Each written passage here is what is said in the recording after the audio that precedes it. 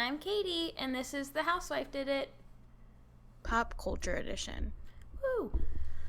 A little housekeeping before we get into everything. So, again, we have merch that's being updated. Mary's been adding a few more stickers to the Redbubble. So, now in the link in our bio on Instagram, and then we'll put it in the show notes, there is a website where you can get to all of that stuff. You can go straight to listening from there. Anything you're looking for, really. And then you can leave us a 5-star review or whatever star review you deem fit. Wherever you listen to our podcast, that just makes it easier for potential new listeners to find us. If we have been given reviews and ratings, it brings us closer to the top of other people's feeds. Yeah, and we obviously don't use all of the platforms, so I don't know how easy it is on everything, but at least on Spotify and Apple, it's pretty easy. Or if you go to our YouTube, interact with that too. That would be appreciated. Yeah. All right. You got quick news before our deep dives? Yeah. So a couple of small snippets of pop culture information. Michael Clifford is having a baby, which probably not a lot of people care about, but my little 15-year-old heart was like, this is the end of my life as I know it. Yeah. But him and his wife are so cute together. So it just I know 3 members of One Direction have babies now, but it's kind of weird knowing a member of 5 Seconds of Summer is about to have a baby. Yeah. Because they just feel so much younger. But yeah, him and his wife are super excited. They're on their baby moon right now. Cute. So that's exciting if you're a fellow recovering boy band girly like myself. Yeah.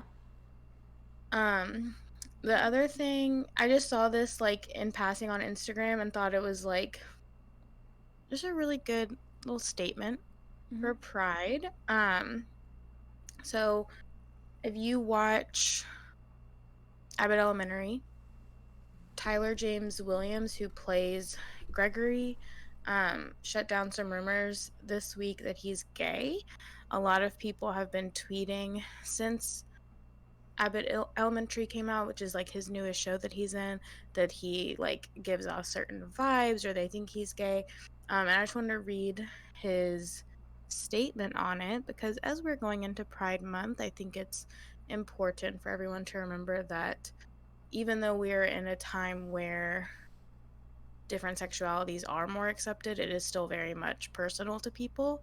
So he said, usually I wouldn't address stuff like this, but I feel like it is a conversation bigger than me. I'm not gay, but I think the culture of trying to find some hidden trait or behavior that a closeted person lets slip is very dangerous. Overanalyzing someone's behavior in an attempt to catch them directly contributes to the anxiety a lot of queer and queer questioning people feel when they fear living their truth.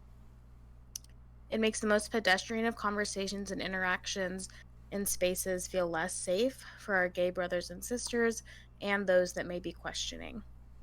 It also reinforces an archetype many straight men have to live under that is oftentimes unrealistic, less free, and limits individual expression. I've been very clear about the intentionality I try to put into using my platform to push back against those archetypes every chance I get.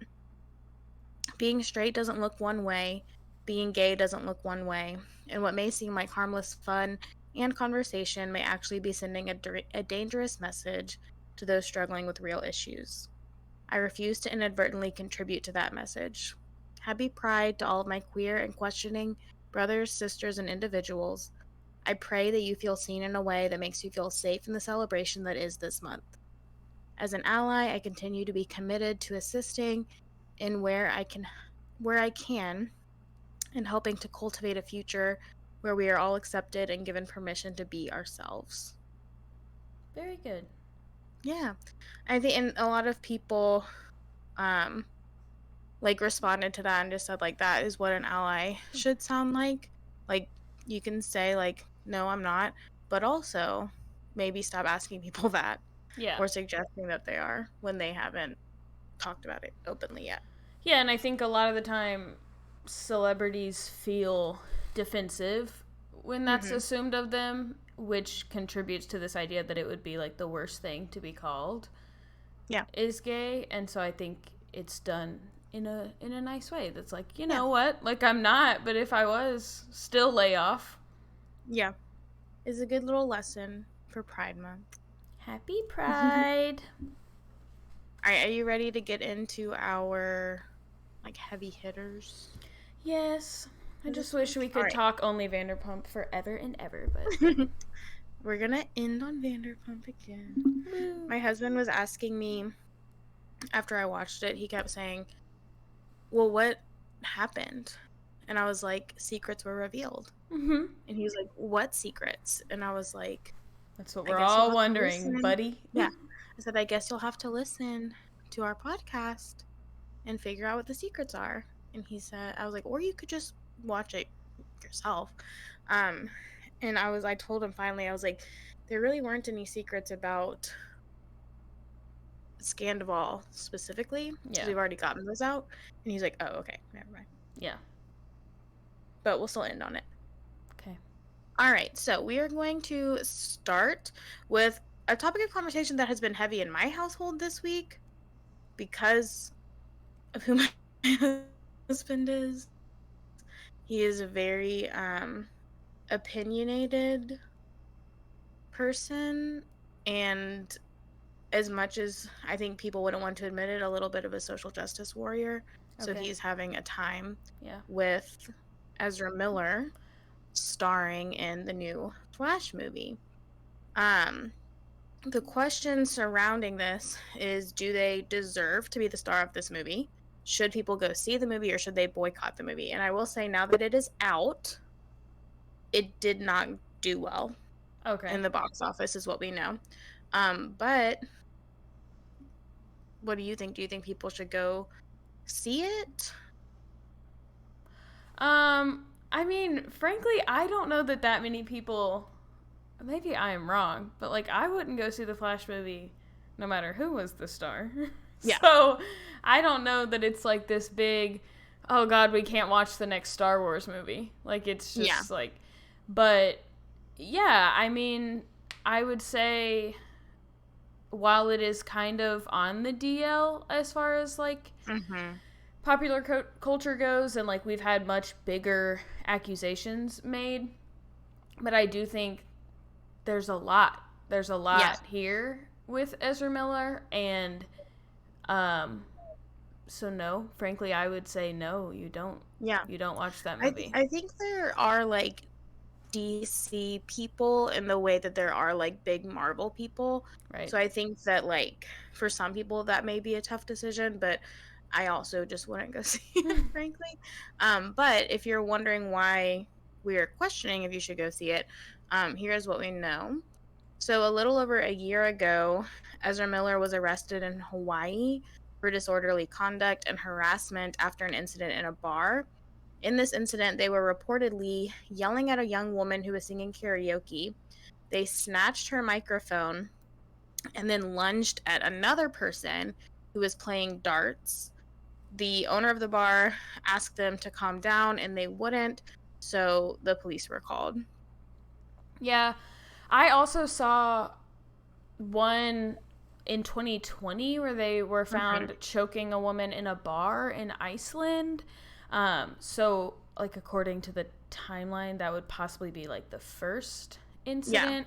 Yeah. The other thing I wanted to note that I meant to say before we kind of got into it is that when you look at articles of this, there are, like, incorrect pronouns for Ezra Miller because, like, the people that were their victims of these attacks did not know their pronouns or it happened a while ago, so we will use they them pronouns, but if you're reading articles it may not say that. Yeah, I saw an article that used both, so I looked it up and like it was specified that they them pronouns were preferred. Yes. But yeah, it is reported with various ones. Mm-hmm. So a month after the first Hawaii incident at the karaoke bar, Ezra Miller was arrested for second-degree assault after they threw a chair and hit a 26-year-old woman in the head after being asked to leave a gathering. Okay. Yeah. 2 months after that, an 18-year-old member of the Standing Rock Sioux tribe ran away from home with Ezra Miller, and their parents took out an order of protection against the actor, but it was eventually withdrawn as the 18-year-old noted that it was their choice and that Ezra was providing support, love, and protection to them. I believe, though, that like what the parents' stance on this is that like they're being like manipulated or groomed in some way to Mm-hmm. go with Ezra Miller. They don't see it that way, Mm-hmm. but it's there was like a whole like order of protection issued, and like when you're filing like a report on a Native American reservation, it goes through different police, and so it was like all of these like different things that they had to do, and then they eventually did drop it, but Mm-hmm. that was kind of a big deal when it happened. Yeah. I also saw harassment charges in Germany Mm-hmm. from February 2022, which I wonder like how much of that contributes to how this isn't like super well known, is that like Mm-hmm. these are happening on reservations on Hawaii, which is Yeah. or in on Hawaii. In Hawaii, Mhm. and then in like other countries. So it's like Yeah. it's like hard to have all of that information linked together sometimes. Obviously not in this day and age, you Mm-mm. wouldn't think, but it's not as on people's radars when someone files something in Iceland. Yeah. Um 2 months after they ran away with that person, um Ezra Miller Ezra Miller was charged with burglarizing a home in Vermont and eventually pled guilty to trespassing and agreed to undergo random drug tests and seek mental health treatment. It's all like random. Like it seems like Yeah. such various Yeah. crimes. Like, I'm running away with someone. I'm committing theft. I'm throwing things at people. Yeah. Like, what? Pick a lane. If you're gonna do something bad, I guess pick An MO. one thing. Yeah. Because this is all over the place. Mm-hmm. At the same time, they did make a statement opening up about mental health issues and admitted they have been undergoing treatment, saying, quote, "I want to apologize to everyone that I have alarmed and upset with my past behavior. I am committed to doing the necessary work to get back to a healthy, safe, and productive stage in my life. Having recently gone through a time of intense crisis, I now understand that I am suffering complex mental health issues and have begun ongoing treatment." End quote. So the Flash movie that just came out this weekend was originally meant to be released in 2018, but it kept getting delayed. So I think that at first it was like a change in somebody on the production team, and then COVID happened and all this stuff. And so when all of these things started coming out about Ezra Miller, people were like, oh, they're just going to postpone it again because they've already done it 1,000 times. Mm-hmm. But it's obviously not what happened. Yeah. So people were like surprised that it didn't get delayed again, and then obviously upset that they're still not only giving this person a role in a major movie franchise, because like as much as like we don't care about DC, like people do, Right. for some reason, and on top of that, they're still being seen at red carpet events and premieres, like in the spotlight. And so a lot of people do want to boycott the movie, and other people are just like straight up saying like, this person should be in jail. Mm-hmm. Like, why are we allowing them to just go on a red carpet, Right. regardless of what the movie is? Right. In environments that probably have not that this was the fuel for all of it, but like have alcohol and have Mm-hmm. things that like this person exhibits Yeah. assaultive behavior, and then Yeah. we're just Well, and like you said, like this isn't obviously all of it, because like alcohol doesn't automatically make these things happen, but a lot of these incidents were happening at bars or like it said, like family gathering type situations where like you presume alcohol is present and potentially consumed. So yeah, maybe they need to not be going to public outings if they're trying to undergo mental health treatment for violence. Right. Yeah, and then I saw this statement by the director of the Flash movie that said that Ezra Miller's role would not be recast in a potential sequel. The director said, "I don't think there's anyone that can play that character as well as they did. The other depictions of the character are great, but this particular vision of the character, they just excelled in doing it." So I have a few thoughts. First, is that like a response to people wondering, like, why wasn't it postponed? You could have picked someone else. Maybe they're saying, like, there was no reason to postpone it because we weren't going to pick someone else. But then also they're talking about, like, for future movies, we would not recast them. But are they saying, like, the Flash is just going to be dead? Like, we're not going to like, this will be it? There will not be a sequel? Or are they saying, like, it will continue to be Ezra Miller? Yeah.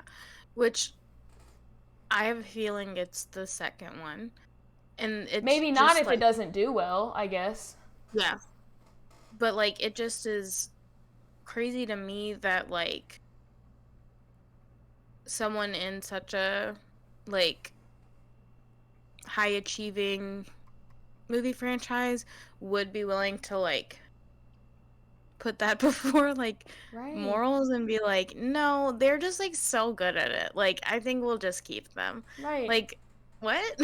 Well, and it's like one of two. Doesn't make sense. Yeah, but it's like one of two options, right? Like, this person is either, I mean, they are, but like they're either incredibly violent and like bad, or they're really going through something and probably should not be in Hollywood filming movies right now.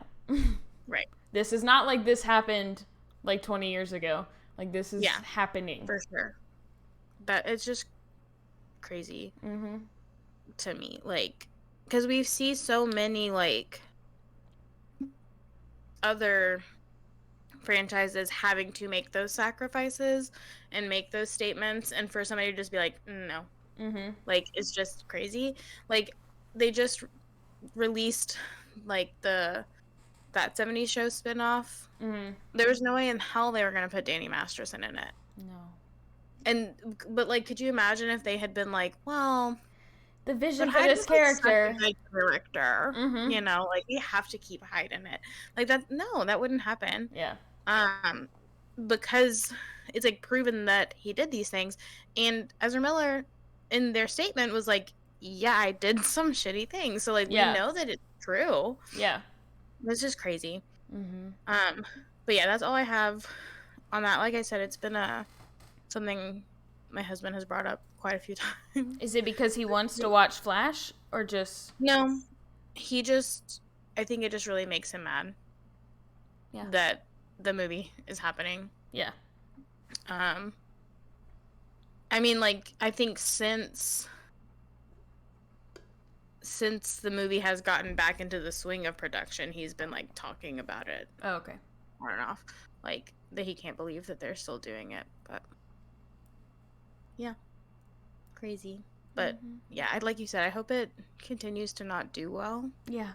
So that maybe it's just not an option to continue with it. Yeah. Alright, anything else on that you want to say? Nope. Alright, so we're going to move into Bravo. We're going to start with a Bravo show that you do not watch. But feel free to jump in, ask me questions. We're going to start with Below Deck Sailing Yacht. So I love Below Deck. And truthfully, I think Below Deck Sailing Yacht has become my favorite variation of Below Deck.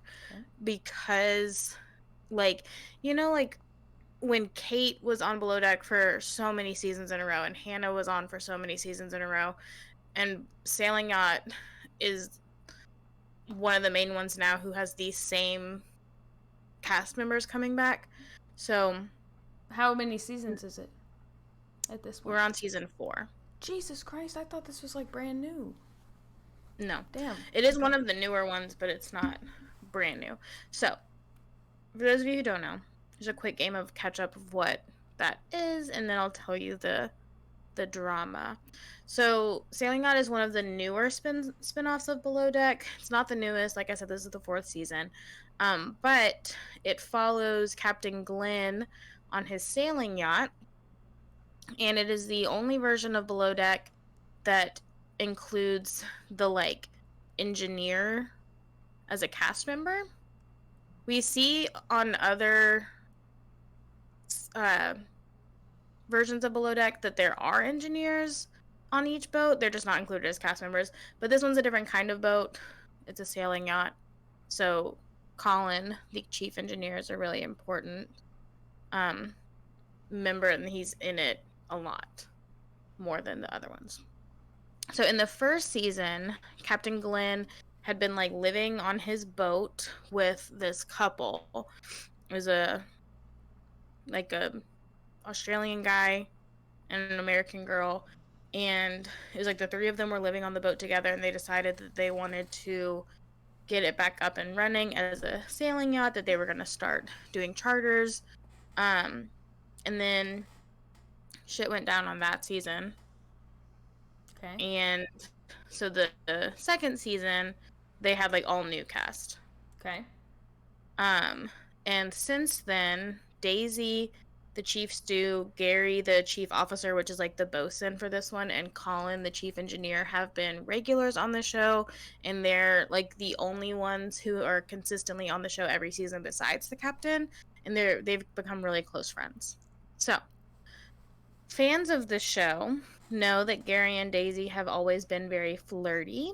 Gary has openly admitted to crushing on Daisy, and Daisy's always maintained that she just can't take Gary seriously in that way, because since his first appearance in season 2, he has hooked up with 1 or more girls in every season of the show, and none of them have been Daisy.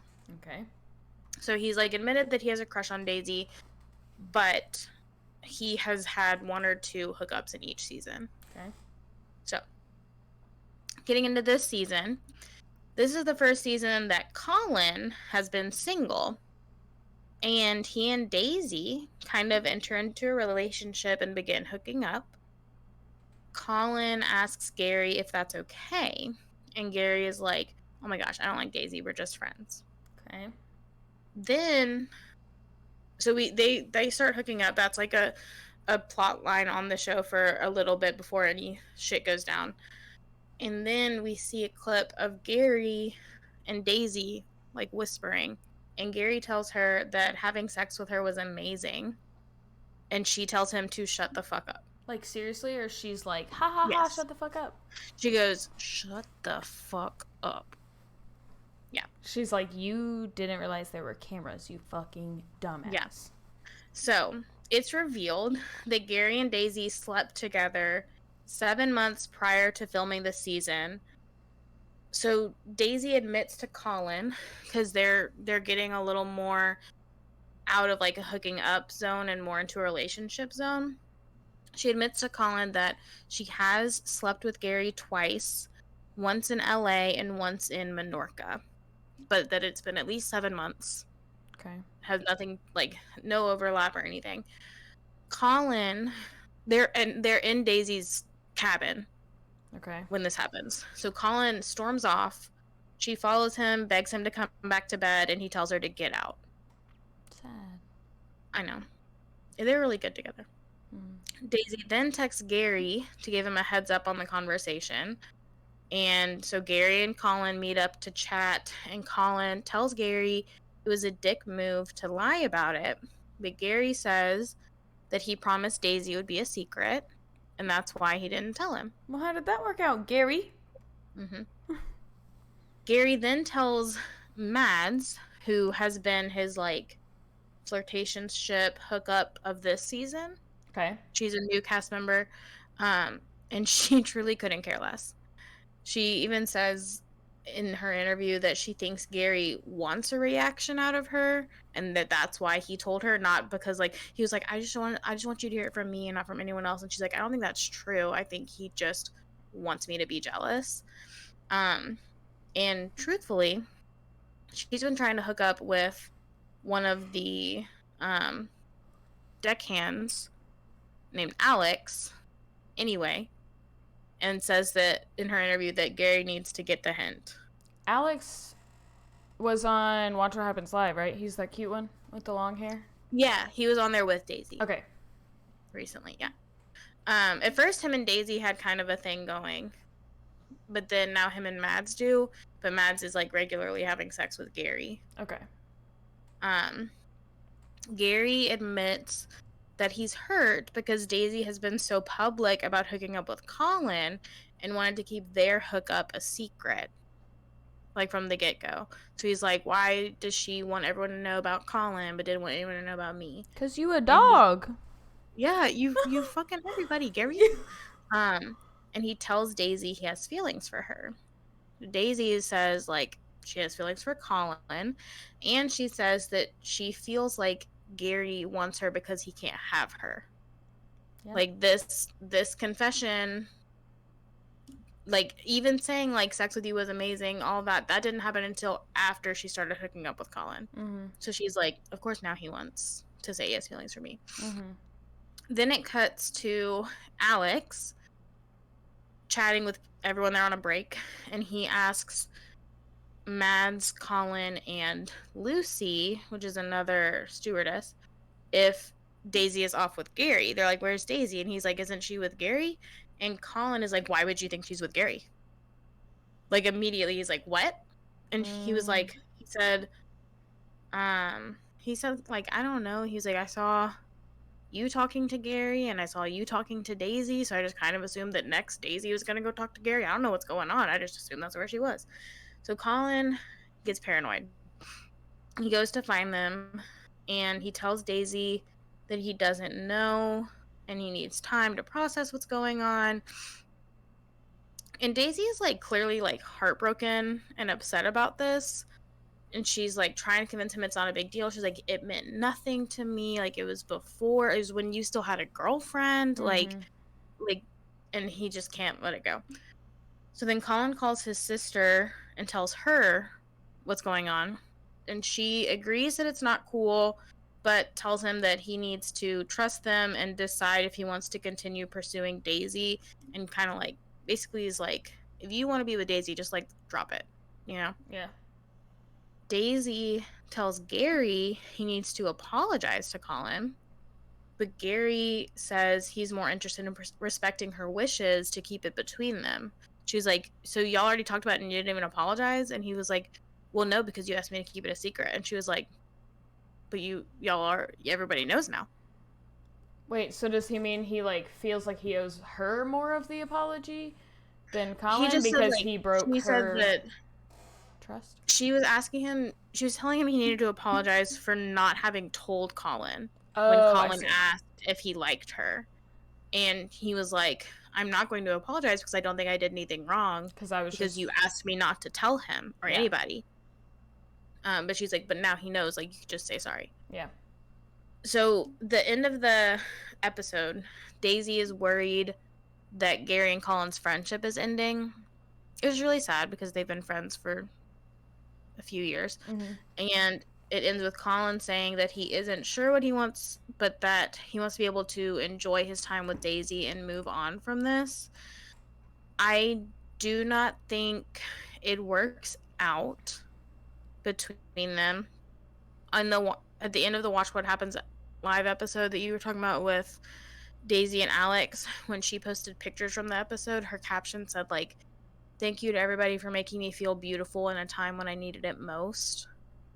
Okay. And it was like, I'm just kind of cryptic. Mm-hmm. And so I think that it's possible it's something else, but I think that I don't think it worked out. Mm-hmm. And I think it's something that's still like kind of raw for them. Which is sad because they were really good. They were getting into a really good relationship.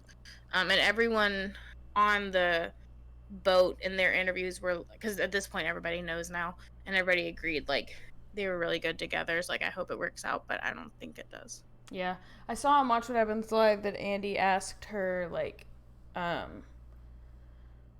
everyone saw that you don't follow each other anymore, and she was like, why do people pay that close of attention? And then she had some like answer where she was just like, all I'll say is like, I don't always have to see what everyone's doing. Yeah. And that was kind of it. So when does that reunion come out? Do you know? Like, is the season over? No, I don't know when it comes out. I think we're like in the very middle of the season. So I don't know. But I will say the last season of Below Deck, and I think the last season of Below Deck Med, there wasn't a reunion. Yeah, but on Watch What Happens Live, he asked her, like, who do you think has more to answer for Gary or Colin at the reunion? And she answered. So, I don't know if that's Don't you love the way she says Gary? Yeah. Gary. I just wonder if, like, it's because of all the drama that they were like, oh, we should probably have a reunion. Also, maybe, reunions are a big hit for Bravo right now. So yeah. So I think we're right in the middle of the season, so it'll be a little bit. Okay. Yeah. All right. Are you ready for Vanderpump Rules Secrets Revealed? Yeah, I'm ready. Okay.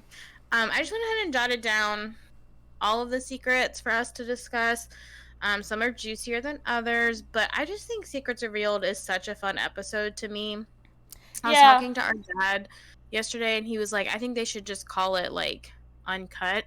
Yeah. Because some of these aren't really secrets. Yeah. But, like, it's just fun to see things that almost made it on the show and didn't. Yeah, and I think, obviously, through the Scandoval lens, we're like, we want tea. Like, we want, you know, and that's not really, because in Secrets Revealed, it's stuff that wasn't good or juicy enough to make it, you know, if it was good and juicy enough, it would have been in the actual show. So, like, that's not where you're getting the best tea. Yeah. So, some things we learned. Katie and Schwartz were still living together 6 weeks before filming began, which was 2.5 months after they separated. Schwartz explains he had to walk away when Katie asked for the divorce because he was in denial. Then, in the clip we see of them together in the house that they owned, he asks her if she has started dating, and she's like, do you really want to know? And he's like, yeah, if somebody asks you, do you really want to know? And he said, like, I was thinking she would say no. If you're thinking they'll say no, and they're asking if you really want to know, you don't want to know. Yeah. Because the answer is yes. Yeah. If she knew you wouldn't mind the answer, she would have just said, like, oh my God, of course not. Like, of course I'm not. So, obviously, she says yes, and he immediately starts crying. My opinion on this, because, again, it says this is 6 weeks before they officially started taping the season, so this is obviously before he did the podcast with Sheena and before they really, like, spiraled out of their friendship. Mm-hmm. And he even says, like, Stassi said, like, they are doing so well post-divorce or post-separation. And this really could have been an amicable divorce because even though Schwartz was a terrible husband, it's, like, clear that there was still some love between them. Like, they still cared about each other. But watching that and then thinking about how the season went, I think that the Raquel thing was 100% born out of spite for Katie. And regardless of how they have denied that and said that they had chemistry and that it didn't have anything to do with them wanting to get back at Katie, what we know about Schwartz is that if he is upset with Katie, he is going to hit her where it hurts. Yeah. Doesn't matter how bad it is or how much it hurts her. Yeah. Or how big a deal it is. If he can hit her where it hurts, he will. And that's proven to be true for 12 years of their relationship. And so I think that, like, as a grown man, he had a choice to make between allowing this to be an amicable divorce, Mm-hmm. and he didn't choose that. Yeah. And I think part of it could be like, oh shit, she's dating and that makes me want to get revenge and whatever. But I truthfully think more than anything that like him making out with Raquel was him choosing Sandoval. Sandoval was in his ear saying like, this is an unreasonable ask from Katie. She's just like trying to control you, but y'all aren't even together. Like trying to convince him that this is just her trying, like she always used to tell Schwartz like Sandoval steamrolls you. This is basically Sandoval trying to convince Schwartz like she's steamrolling you, but you're not even together anymore.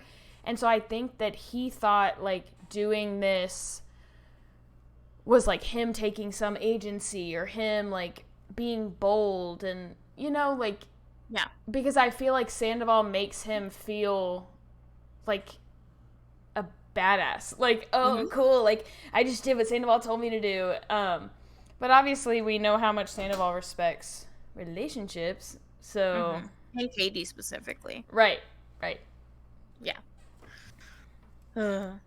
So then we see that Jeremy has been living in Sandoval's old apartment for the past 2 years. Jeremy is Ariana's brother. Since he and Ariana bought their house, Jeremy moved into their apartment. Love that much rent control. Yeah. They were never going to give that apartment up. No. So we see Ariana, Sandoval, and Schwartz go clean it out.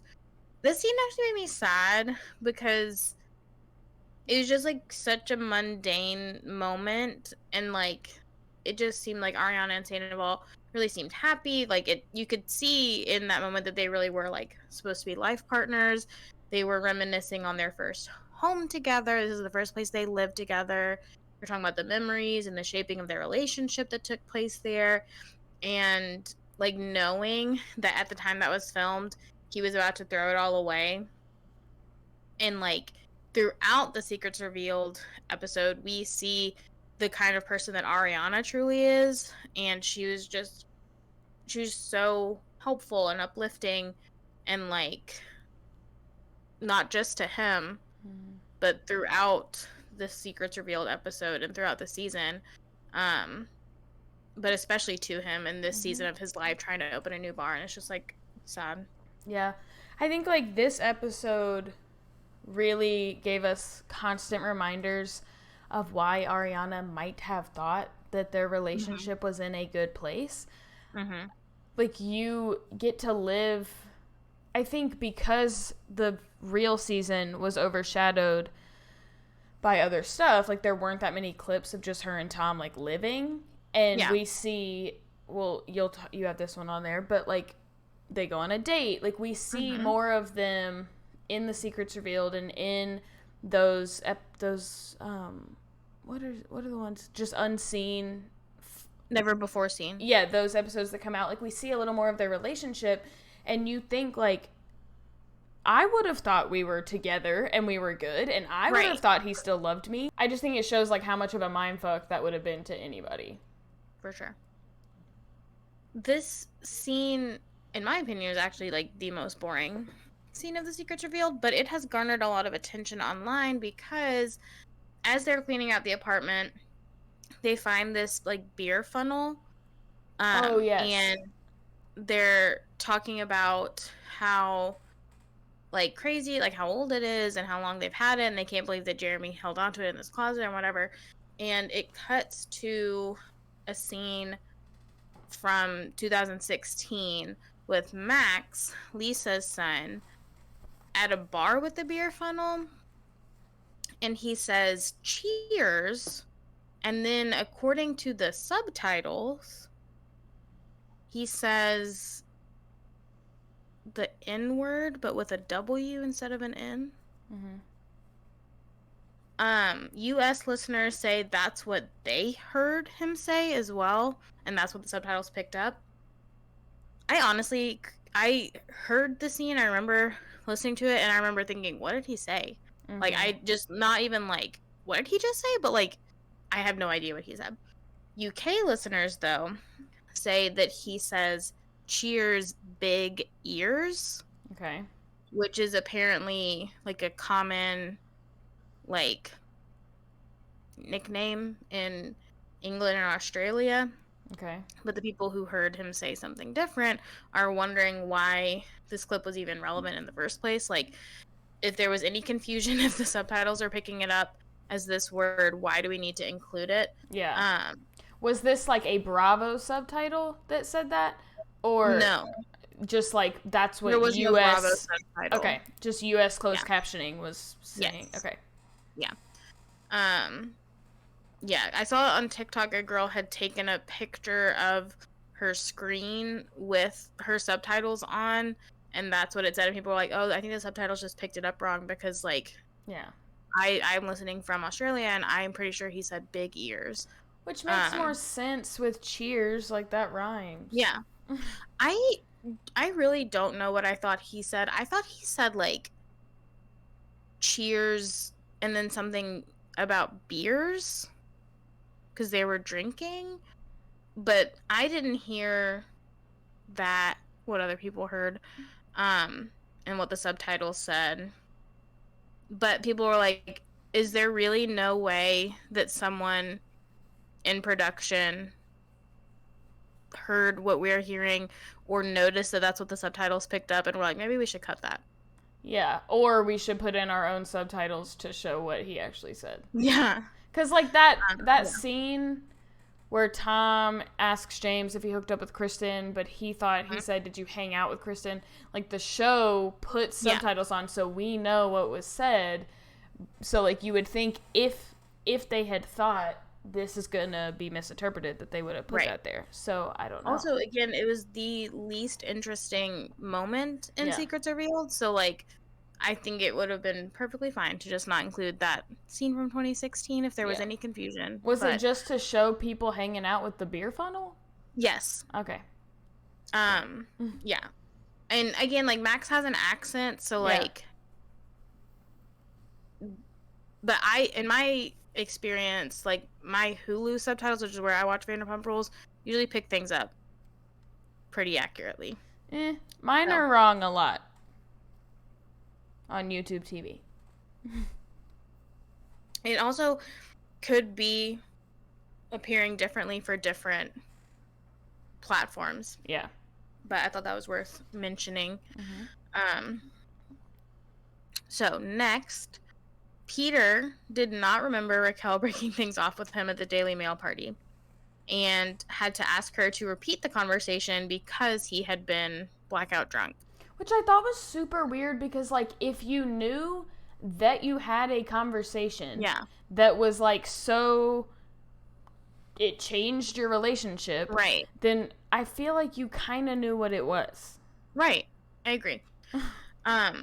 But in this, we get to see another moment that makes me at least think that Raquel really is just such a dumbass, because Peter is, like, trying to get his just desserts. He's trying to, like, clap back at her because the main reason he initiates this conversation is because he has just talked to James, and James tells him that Raquel said, like, oh, I'm gonna have to break Peter's heart, like, this isn't working, I don't want to be with Peter, whatever. And so he says, Raquel, no offense, but you're not gonna break my heart. And she just gets, like, this, like, the dumbest, biggest smile on her face and says, oh, good, I think we're on the same page then. Like, she, like, didn't understand that he was saying it to be ugly to her.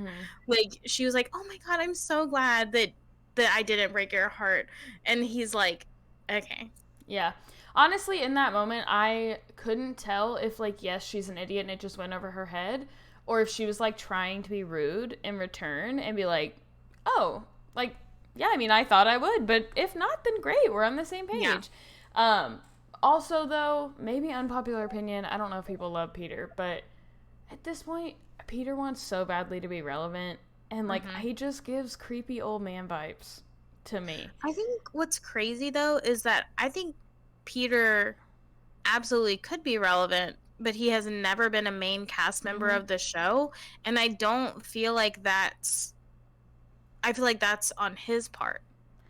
Maybe, but then it's like, I feel about him the way that, like, Jack's trying to flirt with Lala felt like it just feels like creepy. Like it just feels like, Yeah. why as soon as someone comes on the show do you need, like, you are Right. older than them? And like the fact that Lisa had to tell him, like, as a manager, that is not appropriate, like, is weird to me.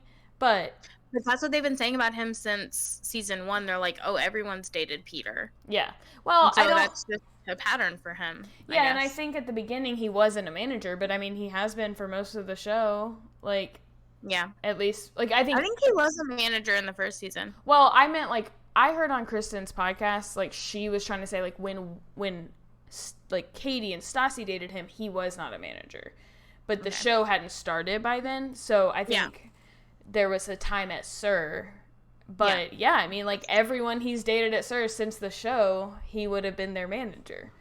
So weird. That comes up in the first season of Southern Hospitality. Leva promotes Joe Bradley into, like, a management type of position, and, like, tells him as she's promoting him, you cannot date anyone that works here now because you are not on the same level as them. And then he proceeds to date someone that works there as a server, and she's like, I told you you couldn't do that.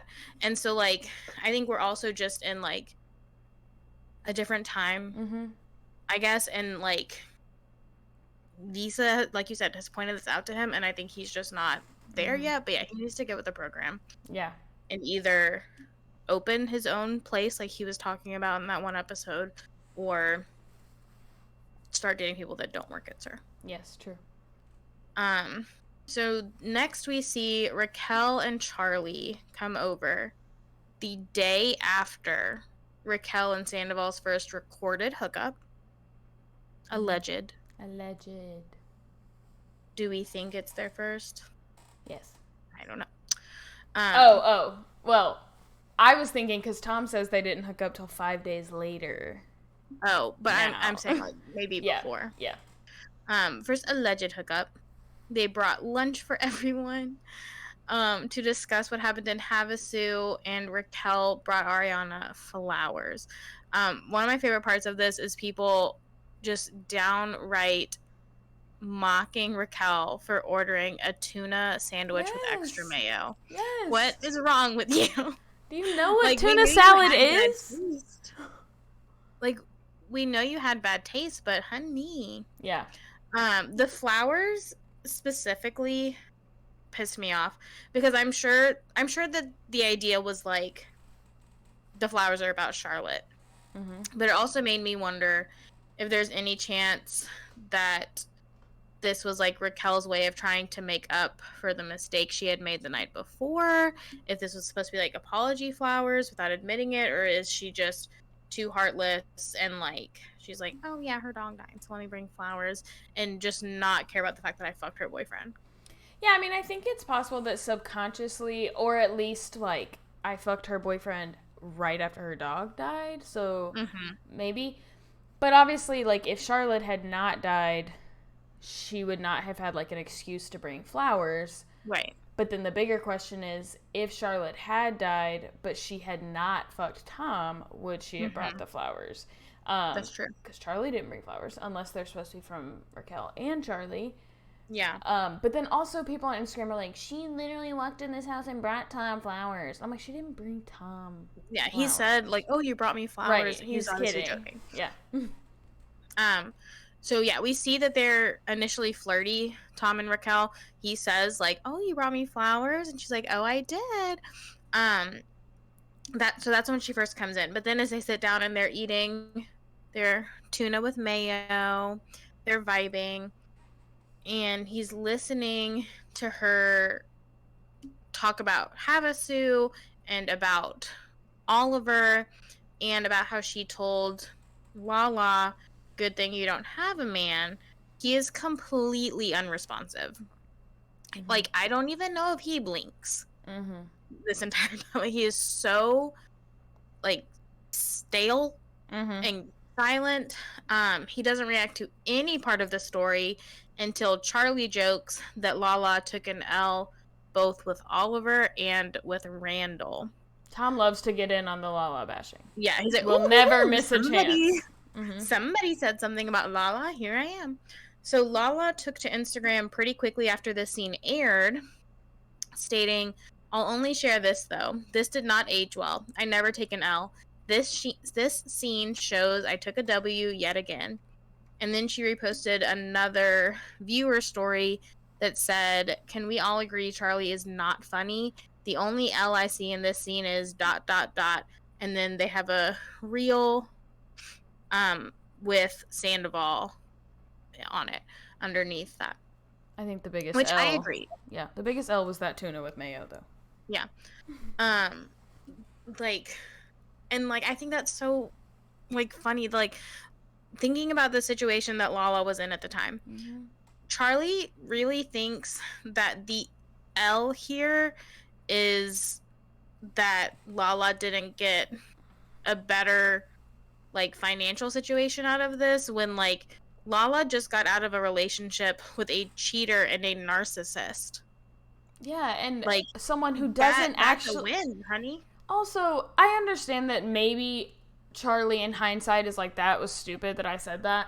And I understand people are going to get sick of me going to bat for Lala so hard. But this man had no money, we now know. He did not have... Sure, he was providing a lifestyle. That would have ended.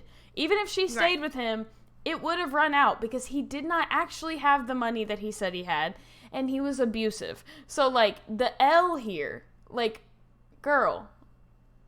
And I think we can all agree that at this point in time, that is not why Lala was in a relationship with Randall. Right. They were going to get married. They had a baby. She loves his other daughters. Like, that's not why. That doesn't have anything to do with it. And, like, I think Charlie... Like the person said, Charlie's not funny, but I think Charlie tries to be funny with those little digs, like calling Christina Kelly, like, chapstick girl and whatever. Like, I think anyone who doesn't, like she was talking about how she got her boyfriend to drop like $600 on dessert or something when they went on vacation for her. Like, just what she views as an L and what she views as a W is, like, a little bit out of the realm of what these women who have children and businesses and careers. Yeah. He is a W. Right. When, like, we see in Secrets Revealed that Charlie's working a second waitressing job. Yeah, I also... So, like, I'll maybe keep my mouth shut, baby girl. Yeah, I also think Charlie is giving, or at least thinks that she's giving, early seasons of Lala, and thinks she's, like, hitting these whammies with these digs, and they're all falling flat.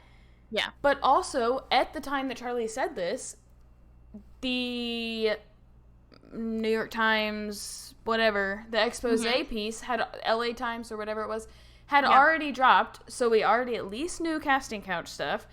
And he already, I don't know if this was public knowledge, but by that point, he already owed Jax $20s of thousands of dollars. Yep. So, like, I just, okay. Yeah. Okay.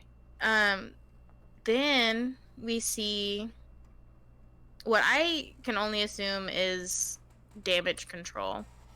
Sandoval takes Ariana on a roller skating date. She says it's been a while since they've gone out on a date, and they talk about she talks about in her interview how glad she is that Schwartz and Sandy's is almost done, because, like, this is just such a fun date, and she hopes they can do more stuff like this. Again, clearly she thought everything was fine. He tells her several times throughout the date that she looks hot, she looks so cute, blah, blah, blah, which makes me think of the t-shirt comment, which pissed me off again. Also, before I get to the end of this part, somebody did stop him and ask him about the t-shirt comment, the paparazzi, and he said that he didn't mean that she wasn't attractive because she was wearing a t-shirt. He meant that the sex was not hot because her enthusiasm was lacking. Like, she was like, oh, fine, we can do it, but I'm not taking my t-shirt off. Yeah. Which, okay. Can I say, though, he's like, it's not about the body shaming. Yo, maybe I'm on the wrong side of the internet, but I ain't seen nothing about body shaming. No. Like, that is not what people are saying. Like, you are misunderstanding. We knew it was about the enthusiasm. Like, we knew what you were trying to say. Doesn't make it any better. But I will say again, either she refused to take her shirt off, which means you should respect her comfortability level, or B, why weren't you enthusiastic enough to take her shirt off? Yeah, which we talked about last time. Yeah. Whatever. Ariana in the scene talks about their upcoming pool party and how Lala and Katie are concerned about having to see Raquel. And she tells Sandoval that it would really take a lot for her to not absolutely love Raquel. And as the girls put it in Havasu, to not trust Raquel around her man. They also discuss, like, how much of a family they've all become, and, like, he's, like, agreeing with her, like, that they're being mean to Raquel, and that Raquel's such a good person, and blah, blah, blah, and that she's, like, a part of their family now, and, like, it just, like, it feels like a dagger to the chest to hear her say, like, it would take a lot for me to not trust Raquel around my man. It's just so sad. He says we have a transparent kind of love that they'll never understand, which is so weird. But yeah, it was obviously just another one of those sad scenes that reminds us that this was straight up diabolical lying. Like, they had so many chances to stop Ariana from defending them. So many chances to jump in. Not in front of the camera, dude. I'm not requesting that you out yourself right in front of the camera. But, like, to pull her aside and say, like, you said some stuff to me earlier that made me feel even shittier about this thing. Yeah. Raquel is not as great to you, and I am not as great to you as you are defending me to people out like you're making me out to be. But no. Yeah. Then we see Schwartz go on a date with what I assume is a 15-year-old. Basically. He acts hella weird the whole time. He, like, whispers the word date every time he says it. He asks her opinion on him making out with Raquel in Cancun. As soon as they sit down, he orders them shots, and she's like, "Ooh, okay, I'm 15, sir." She didn't say that. Just to clarify, he didn't really go on a date with a 15-year-old. Don't go back and watch looking for that, because it didn't happen. Yeah, she just looks really young. He tells her he just got divorced and has never used dating apps before. He's just being, like, so awkward, and I think he does it on purpose to his benefit, to seem quirky and funny and cute, and it was cringy. Yeah. I also can't believe, like, I cannot believe that she kind of seemed into it, and I don't know if we think that's, like, because of the cameras and, like, the possibility of being on this show. Not that I don't know this girl. I'm not saying she's looking for fame, but maybe she's trying to be nice on cameras even. Because if some guy used a hypothetical situation to see if I thought they did something wrong, I would bounce so fucking fast. Yeah. That is a red flag, my friend. Also, you know he's not providing any of the nuance in this hypothetical where he wants you to say that he was right. Like, no one does that. If you're like, hypothetically, if I punched a murderer in the face, would you think I was wrong? Like, well, okay, you just, like, laid an obvious answer in my lap. What is she supposed to say? Right. On the date, she takes 2 sips of her beer and then asks if they can go somewhere else. And I need someone in production to explain who pays the bill on these dates, especially this one specifically, because they just stood up and walked out of the restaurant. They still had full plates of food on the table and full bottles of beer. And they just peace out and go somewhere else. Like, does production pay for that? Like, probably. I don't know. It was like, I was like, where are they going? Weird theory. You know how Tom Sandoval tries to leave the trailer? He's just like, all right, bye.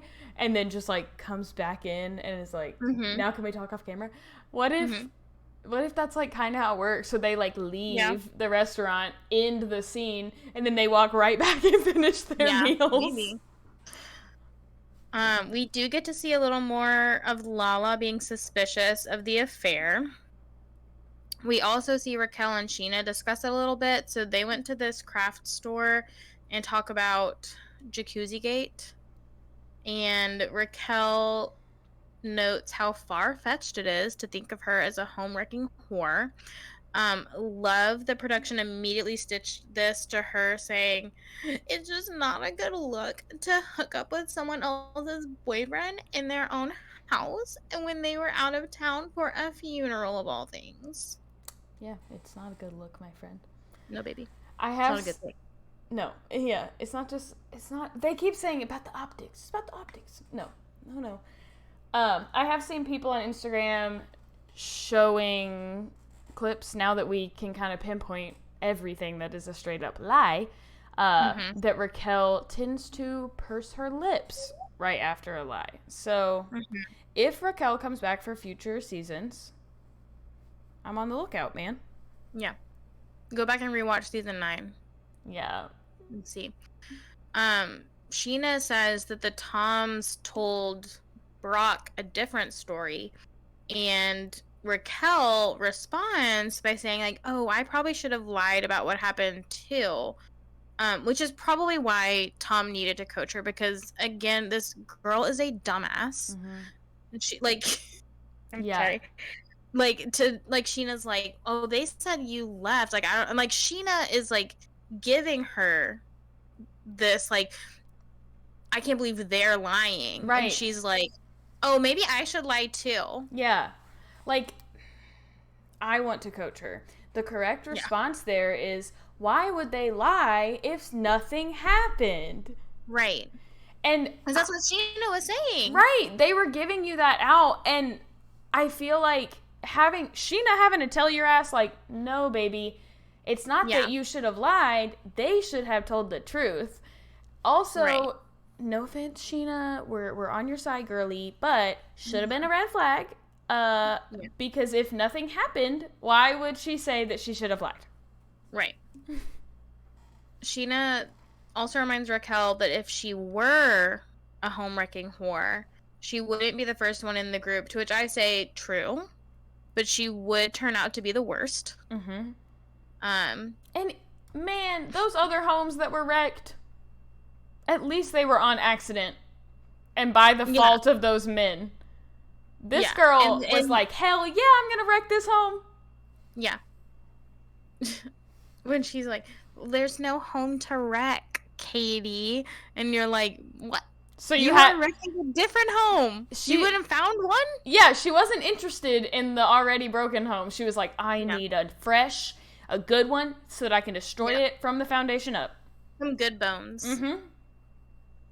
We also learn, this is sad, that Lisa injured herself. Right before the season, she broke her leg in 4 places and it shattered after she was thrown off her horse. She says that, like, when she started riding him that day, that he was acting kind of weird, but that ultimately he tripped and that's how she was bucked off.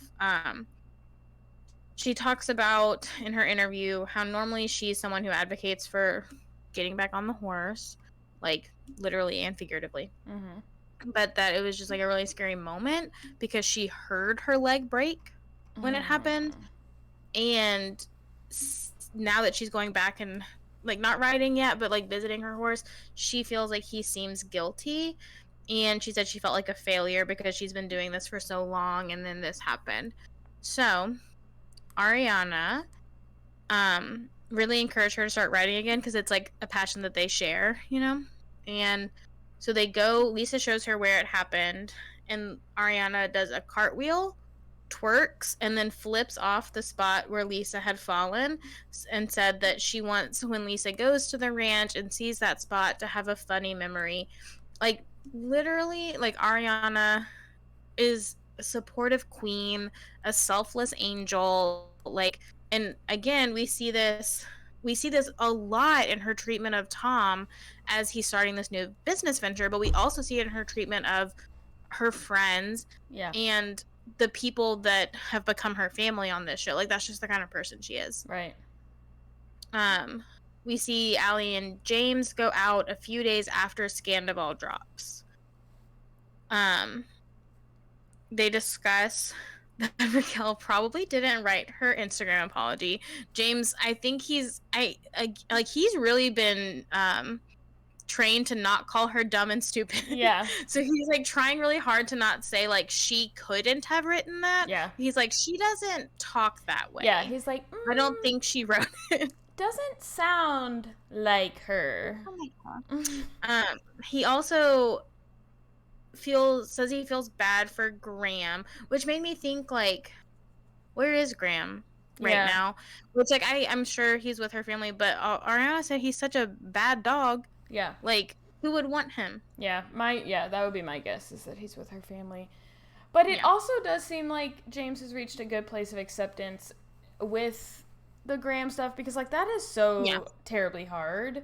But he's able to like make a joke and just be like, oh, I guess Tom's got to be his daddy now. So while and he said it on Watch What Happens Live too. He said like that he just kind of gave up on the idea of seeing Graham even before Scandoval, but now like he really doesn't want anything to do with Raquel, so he doesn't want to have to try to see him. Right. But that like he and Allie have cats that they share now, and so like he was like, I still like have pets that I love, and like Graham was just a different phase of my life, and like that's a tough decision, but like ultimately I can't pass him off with her. Right. Yeah. Next, this is like kind of the end of the show. We see Allie, Katie, and Lala go to brunch. Allie tells them that Sandoval was texting James after Ariana had found out about the affair. So like after the video was found on his camera roll and after he had had the phone conversations with Raquel, Sheena, and Ariana, but before all of the other cast members knew, and he was just texting him like normal. It even like showed the text like nothing was wrong, they were talking about the show and whatever. James also notes that once everyone was aware of the affair, Sandoval had not acknowledged James, which like I feel like duh. Yeah. But also like we saw Sandoval at the reunion being like, no one texted me to check on me. So like if he has that mindset, then like it does seem like if he thinks people are going to check on him, shouldn't you maybe text James? Yeah. I don't know. Yeah, but then also I think that feeds into this strategy that Sandoval probably knew he was going to employ, which was like acting like him and James aren't close at the reunion. Like he's like, well, that's what you called me, your brother, but I didn't call you that. Right. So sad. I know. Lala then asks Allie if James is truly over Raquel. And I think this is like, Allie says on the reunion she wishes she had been a little more protective of her relationship with James. And I think like you could kind of see her start to get annoyed as soon as Lala was like, let me ask you something though. And I think it's a valid question, but I think Allie is just kind of getting tired of hearing it. Yeah. But basically Lala says like, do you think he's over Raquel, or since y'all got together so quickly, do you think he's still been grieving his engagement while trying to make your relationship work? And Allie says that when James and Raquel broke up, James was less hurt about Raquel herself, like their relationship, and more hurt about how it seemed like all of his friends sided with her and shut him out. Right. Which I think is true. Yeah.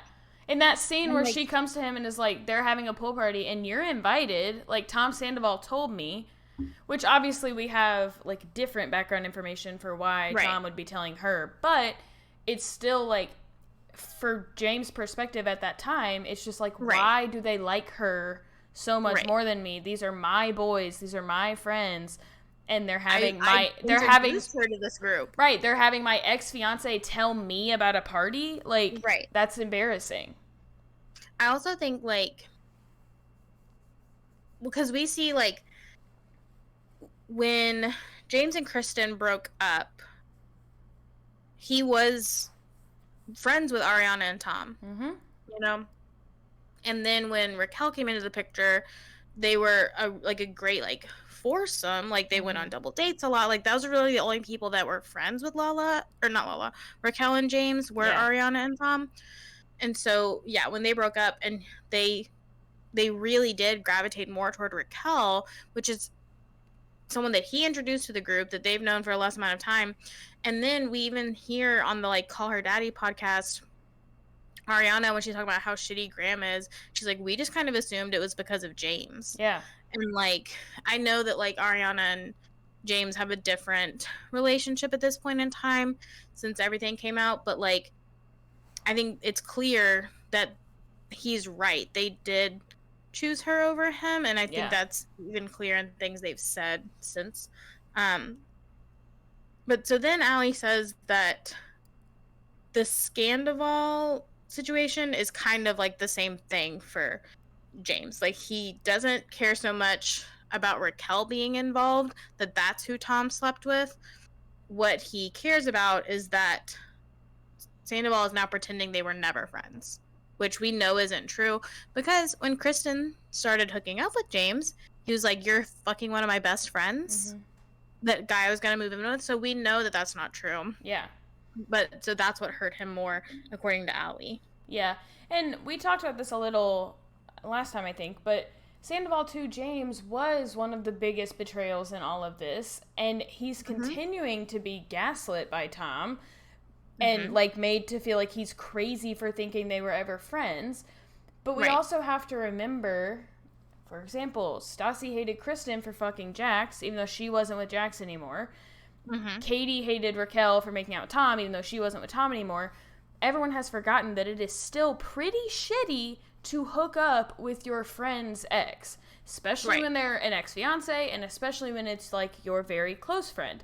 So the fact that Tom was hooking up with oh god, I was about to say Rachel. So Rachel in secret is still something that James is allowed to be mad about, with or without Ariana, with or without it being 7 months long, with or without it being 7 months long, and with or without the follow-up of, like, we were never friends. So the fucking Raquel part is shitty enough, but then you add all the rest of that the whole friend group feels betrayed, that then he's lying at the reunion saying they weren't even close, bringing up James's drinking, like, he's just been so shitty to James. Yep, for sure. And I think, like,